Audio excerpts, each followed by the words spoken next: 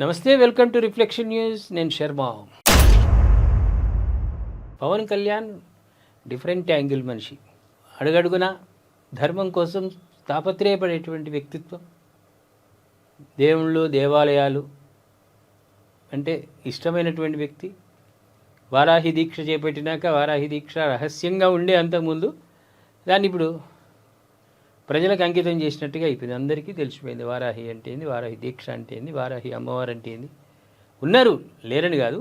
కాకపోతే ఈ దీక్షలు అనేది కొంచెం రహస్యంగా అమ్మవారి దగ్గరనే ఉండే దాన్ని బహిరంగం చేసేసిండు. అలాంటి కాలపురుషుడు ఈయన ఏమంటుండంటే అసెంబ్లీలోనే మాట్లాడిండు. గత ప్రభుత్వ అధినేత తప్పు చేశారని నేను ఎప్పుడు చెప్పలేదు. కల్తీ నెయ్యి వ్యవహారంపై పవన్ కళ్యాణ్. వాస్తవానికి కూడా కొన్ని సందర్భాలలో ముఖ్యమంత్రికి తెలియకుండా కూడా అండర్గ్రౌండ్లో వ్యవహారాలు జరుగుతాయి. లాలూచితనాలు చేసేవాళ్ళు. తిరుపతి లడ్డులో అవి ఇవి కలిసిన కొవ్వు ఇవ్వు కలిసిందని చంద్రబాబు నాయుడు అన్న తర్వాత ఈయన కూడా కొంచెం బహిరంగంగానే అన్నాడు. సరే, ముఖ్యమంత్రి అనలేదు అంటున్నాడు. ఆ తర్వాత రికార్డ్స్లలో మనం కనుక్కోవచ్చు అన్నాడు అనలేదని. కానీ జంతువులకు సంబంధించిన కొలెస్ట్రాల్ కొవ్వు కలిసిందే అది ఇది అని చంద్రబాబు నాయుడు అన్నాకి మొత్తం మెట్లు గడిగిండు. తిరుపతిలో ప్రక్షాళన చేసిండు. మొత్తం గుడి దగ్గర అదంతా కడిగి పవిత్రోవా అని దానితో మొత్తం శుద్ధి చేసిండు. పర్వాలే. కానీ మరి ఇప్పుడు ఆ మాట ఎందుకు అంటున్నాడు? ఒకసారి మనం డీటెయిల్స్లోకి వెళ్దాం. తిరుమల లడ్డు నెయ్యి కల్తీకి గత టీటీడీ పాలక మండలే పూర్తి బాధ్యత వహించాలన్న పవన్, నెయ్యిలో పాలు లేవని, రసాయనాలతో తయారు చేశారని సిట్ నివేదిక తేల్చిందని వెల్లడి.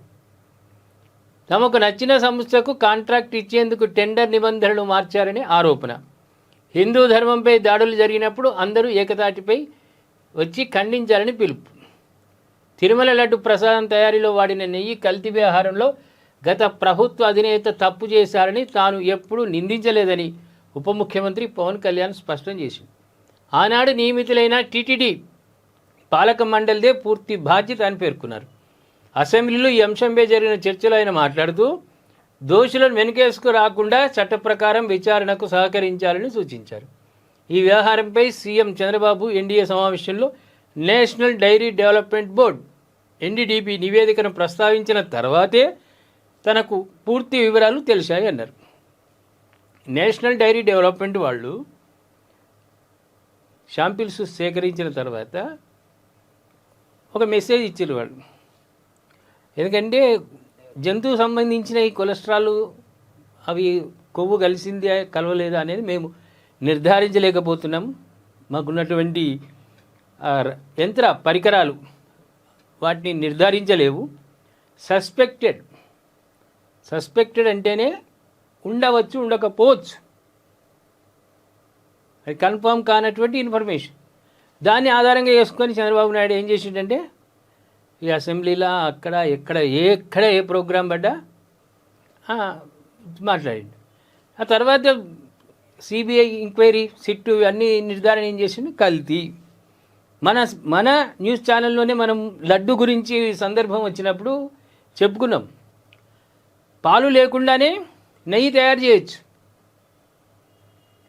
వాళ్ళు ఎవరైతే టెండర్లు ఇచ్చిండ్రో ఆ టెండర్ల వాళ్లకు పాల సప్లై తక్కువ అయినా వెంకన్న లడ్డుకు వాళ్ళు నెయ్యి అందించిండ్రంటే ఎంత ఆశ్చర్యం చెప్పు. అంటే సుగంధ ద్రవ్యములు అన్నీ కలిపి తయారు చేశారు. దానివల్ల 36 మందిని నిందితులుగా చేర్చారు. 68 లక్షల కిలోల నెయ్యిలో పాల చుక్క కూడా లేదు. ఎంత ఆశ్చర్యం చూడు.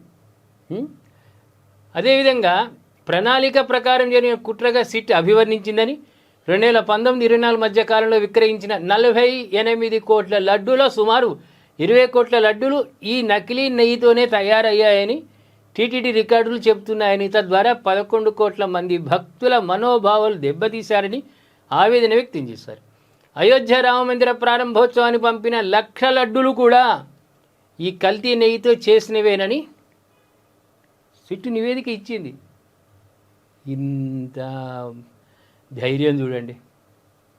ఇంకా నాకు ఇష్టమైన లడ్డు, ఆ లడ్డును వీళ్ళు ఇంత దరిద్రంగా ముఖ్యంగా కనీస వార్షిక టర్నోవర్ 250 కోట్ల నుంచి 150 కోట్లకు తగ్గించారని, రోజుకు 4 లక్షల లీటర్ల పాలు సేకరించాలన్న నిబంధన తొలగించారని, 3 ఏళ్ల అనుభవాన్ని ఏడాదికి కుదించారని వివరించారు.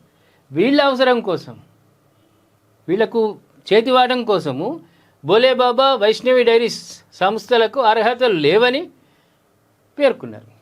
వాళ్ళకి అసలు ఎలిజిబులే కాదు, అయినా చేతివాటం కోసం వాళ్ళకిచ్చి ఇవాళ హిందువుల మనోభావాలతోటి ఆడుతున్నారు. ఎంత దుర్మార్గం అండి, ఎంత దుర్మార్గమైన చర్య ఇది. మేము అవి కలపలేదంటే కల్తీ చేసుడే దోషం రా నాయన. దుర్మార్గులారా, దుష్టులారా, కల్తీ చేయడము, పవిత్రమైన దేవాలయాల్లో కల్తీ చేయడమే పెద్ద దోషం. మిమ్మల్ని స్వామి ఎక్కడ దొరకపోతాడు? ఆగు ఉండు. వినాశకాలే విపరీత బుద్ధి, ఇట్లే ఉంటుంది.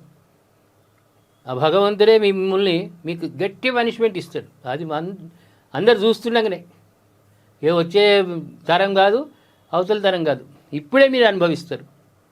ఈ విషయంపై ఆయన అన్నాడు, నేను అధినేతను ఎప్పుడు అనలేదు, సీఎంను, పాలక మండలి సభ్యులే వీటికి తెగబడ్డారు, ఇంత ధైర్యం చేసిండ్రు అని. మీరేమంటారు ప్రేక్షకులారా?